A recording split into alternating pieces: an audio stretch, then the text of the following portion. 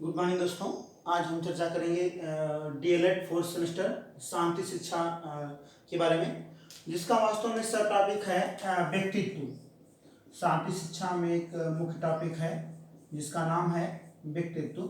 आज हम व्यक्तित्व के बारे में चर्चा करेंगे और बताएंगे कि हाँ, व्यक्तित्व के विषय में डीएलएड में कहाँ से प्रश्न आते हैं, कैसे प्रश्न आते हैं, इनके बारे में आज हम चर्चा करेंगे। तो सबसे पहले बता दें कि व्यक्तित्व क्या है, कैसे क्या है और प्रश्न कैसे आते हैं पेपर में। तो मैं बात करूं व्यक्तित्व के बारे में, तो व्यक्तित्व को अंग्रेजी में पर्सनालिटी कहा जाता है। व्यक्तित्व को अंग्रेजी में पर्सनालिटी कहा जाता है, जो कि लैटिन भाषा का एक शब्द है। व्यक्तित्व को अंग्रेजी में पर्सनालिटी कहा जाता है, जो कि लैटिन भाषा का एक शब्द है, जो कि मुख्य रूप से पर्सोना शब्द का उद्धरण है, जिसका शाब्दिक अर्थ है मास्क या मुखौटा। अगर मैं बात करूं, व्यक्तित्व को अंग्रेजी में पर्सनालिटी कहा जाता है, जो कि वास्तव में ठीक है पर्सोना शब्द का रूपांतरण है, जिसका शाब्दिक अर्थ होता है मास्क या मुखौटा। अगर मैं व्यक्तित्व के बारे में बात करूं, तो व्यक्तित्व के वर्तमान रूप दो माने जाते हैं। एक तो माना जाता है, इसका नाम है इंटरनल पर्सनालिटी, आंतरिक व्यक्तित्व, और सेकेंड टाइप की अगर मैं बात करूं, उससे कहा जाता है बाह्य व्यक्तित्व। अगर मैं बात करूं, व्यक्तित्व का शाब्दिक अर्थ बस यही है कि मास्क या मुखौटा या पहनावा।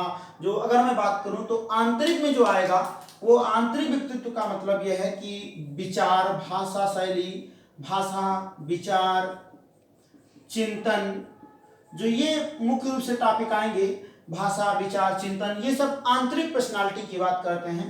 और जो बाह्य व्यक्तित्व है वो रंग रूप है, आकार है, रंग रूप, आकार, पहनावा, रंग रूप, आकार, पहनावा, चाल ढाल, ये हमारा आंतरिक व्यक्तित्व कहलाता है।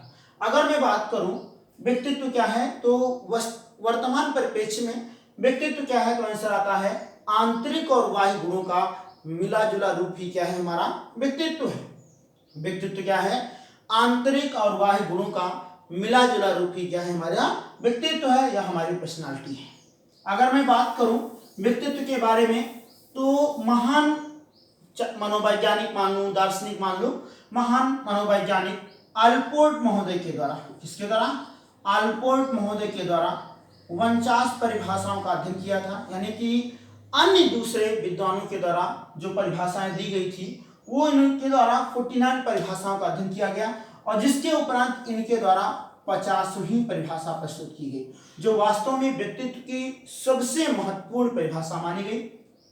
उसमें इन्होंने क्या कहा, व्यक्तित्व व्यक्ति की मनोशारीरिक गुणों का, व्यक्तित्व व्यक्ति की मनोशारीरिक गुणों का वह गत्यात्मक संगठन है जो वातावरण के साथ अपूर्व समायोजन स्थापित करता है। व्यक्तित्व व्यक्ति की मनोशारीरिक गुणों का वह गत्यात्मक संगठन है, गत्यात्मक संगठन है जो वातावरण के साथ अपूर्व समायोजन स्थापित करता है। अर्थात अल्पोर्ट महोदय ने मुख्य रूप से अपनी परिभाषा में ऐसे 3 बिंदुओं को जोड़ा, जो कि पूर्ण रूप से व्यक्तित्व की परिभाषा निकल के आई। अर्थात मनोशारीरिक, अगर मैं इसको तोड़ूं तो आंसर आता है मन प्लस शरीर, मतलब आंतरिक और बाह्य दोनों की बात की गई। डायनेमिक ऑर्गेनाइजेशन अर्थात परिवर्तनशील, अर्थात व्यक्तित्व कैसा होना चाहिए, जहां पर जिस रूप में या जिस आकार में आप वहां बैठे हैं, आपको स्वयं वहां परिवर्तन हो जाना चाहिए। वातावरण चाहे जिस जैसा एटमॉस्फेयर हो, अपने आप को वहां बदल लेना चाहिए। तो व्यक्तित्व में वास्तव में अगर बात समझ में आई, तो अल्पोर्ट के द्वारा 49 परिभाषाओं का अध्ययन किया गया था, जिसमें 50वीं परिभाषा इनके द्वारा प्रस्तुत की गई थी, और कहा गया था व्यक्तित्व व्यक्ति की मनोशारीरिक गुणों का वह गत्यात्मक संगठन है जो वातावरण के साथ अपूर्व समायोजन स्थापित करता है। आगे इसी कड़ी में बात करते हैं व्यक्तित्व के सिद्धांत की। तो व्यक्तित्व का सिद्धांत आपको जो वास्तव में पढ़ना है पेपर की दृष्टिकोण से, वो पहले सिद्धांत का नाम है मनोविश्लेषणात्मक सिद्धांत। सिद्धांत का नाम क्या है, मनोविश्लेषणात्मक सिद्धांत। मनोविश्लेषणात्मक सिद्धांत यानी कि साइको एनालिटिकल थ्योरी सिद्धांत के प्रतिपादनकर्ता कौन है, सिगमंड फ्रायड है। कौन है भैया, सिगमंड फ्रायड। मनोविश्लेषणात्मक सिद्धांत के प्रतिपादनकर्ता कौन है, सिगमंड फ्रायड है। सिगमंड फ्राइड कहाँ के निवासी थे? तो आंसर आता है सिगमंड फ्राइड वियना के निवासी थे। कहाँ के निवासी थे? वियना के निवासी थे। वियना कहाँ की राजधानी थी? तो आंसर आता है वियना ऑस्ट्रिया की राजधानी है। वियना ऑस्ट्रिया की राजधानी है जहां के सिगमंड फ्राइड निवासी थे। सिगमंड फ्राइड का यह सिद्धांत जो मनोविश्लेषणात्मक सिद्धांत या साइको एनालिटिकल थ्योरी के नाम से जाना गया, उसमें इन्होंने कहा था कि बालक को जो कुछ बनना होता है प्रारंभ के 4 से 5 वर्षों में बन जाता है। सिगमंड फ्राइड ने क्या कहा? बालक को जो कुछ बनना होता है प्रारंभ के 4 से 5 वर्षों में बन जाता है। अर्थात मैं ये मानूं सिगमंड फ्राइड ने जीवन के प्रारंभिक 5 वर्ष, सिगमंड फ्राइड जीवन के प्रारंभिक 5 वर्षों को अति महत्वपूर्ण माना है, क्योंकि इनका मानना था बच्चों के विकास में जीवन के प्रारंभिक 5 वर्ष अति महत्वपूर्ण हैं। जिसके बाद इन्होंने अपने सिद्धांत को प्रस्तुत करने के लिए 2 तथ्य बांट दिए। अर्थात इन्होंने अपने सिद्धांत के 2 रूप बताए या 2 तथ्य बताए।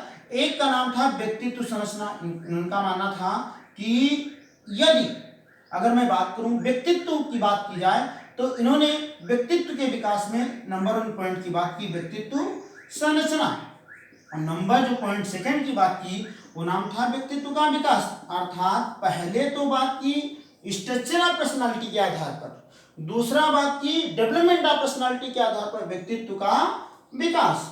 तो सबसे पहले आपके जो सेमेस्टर में है उसमें चर्चा की गई है व्यक्तित्व संरचना के आधार पर।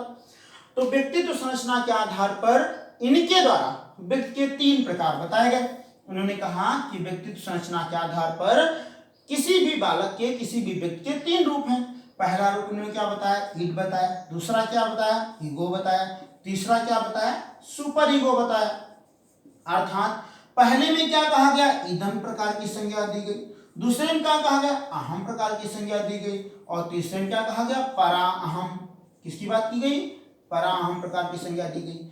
अर्थात इनका मानना था ईड प्रकार का व्यक्ति वह व्यक्ति है, अर्थात इसको हम शैशवावस्था की संज्ञा भी दे सकते हैं, क्योंकि इनका मानना था ईड प्रकार का वह व्यक्ति जिसमें सोचने समझने की क्षमता, तर्क करने की क्षमता नहीं होती, अर्थात अनकॉन्शियस माइंड की बात होती है, उसे ईडम प्रकार की संज्ञा दी गई, जिसे सही गलत निर्णय ना कर पाने की क्षमता कहते हैं। ईगो इदम का विकसित रूप कहलाया, अर्थात इसको हम जो है बाल्यावस्था में रख सकते हैं, यानी कि इसमें कहा गया जो सही और गलत को पहचान लेने की क्षमता उत्पन्न हो गई। सुपर ईगो का विकसित रूप कहलाया, और ये कहा गया इसमें नैतिक नियमों पर चलने के लिए क्षमता विकसित हो गई, सही है क्या है गलत क्या है इसके बारे में विकसित करने की क्षमता विकसित हो गई। व्यक्तित्व विकास में सिगमंड फ्राइड ने बालक एक व्यक्ति में विकास में 5 चरणों की बात की गई। मुख्य अवस्था, बुद्धि अवस्था, लिंग प्रधान अवस्था, अप्रत्यक्ष अवस्था और जनेंद्रिय अवस्था। बस ये मुख्य सिद्धांत है जो आपको सिगमंड फ्राइड के द्वारा दिया गया है। मनोविश्लेषणात्मक सिद्धांत है, पेपर के दृष्टिकोण से इंपॉर्टेंट है। क्या क्या प्रश्न पूछता है? मनोविश्लेषणात्मक सिद्धांत के प्रतिपादनकर्ता कौन है? तो आंसर आता है कौन है? सिगमंड फ्राइड है। सिगमंड फ्राइड कहाँ का निवासी था? तो आंसर आता है वियना का निवासी था। अगर ये भी ठीक में पूछता ऑप्शन नहीं है वियना, तो सिगमंड फ्राइड कहाँ का निवासी था, देश का देता है, तो आंसर क्या दे? ऑस्ट्रिया के निवासी था। सिगमंड फ्राइड अपने सिद्धांत में मुख्य रूप से क्या बताया? तो इन्होंने कहा जीवन के प्रारंभिक 5 वर्ष अति महत्वपूर्ण बनाए। इन्होंने ये भी कहा कि बालक को जो कुछ बनना होता है प्रारंभ के 4 से 5 वर्षों में बन जाता है। इन्होंने अपने सिद्धांत के 2 रूप बताए, यानी कि सिद्धांत को मुख्य रूप से विस्तार करने के लिए 2 तथ्य दिए। एक का नाम दिया व्यक्तित्व संरचना और दूसरा कहा व्यक्तित्व का विकास। व्यक्तित्व संरचना के आधार पर व्यक्तित्व के 3 प्रकार बताए, इदम अहम पराहम, और व्यक्तित्व विकास के आधार पर व्यक्ति के 5 प्रकार उन्होंने कहा। बच्चों के बालक के विकास में 5 अवस्थाओं का होना अनिवार्य है। मुख्य अवस्था, गोदी अवस्था, लिंग प्रधान अवस्था, जनेंद्रिय अवस्था और अप्रत्यक्ष अवस्था। आगे इसी कड़ी में आगे चर्चा करेंगे व्यक्तित्व की शिक्षण विधियां, व्यक्तित्व के प्रकार। धन्यवाद।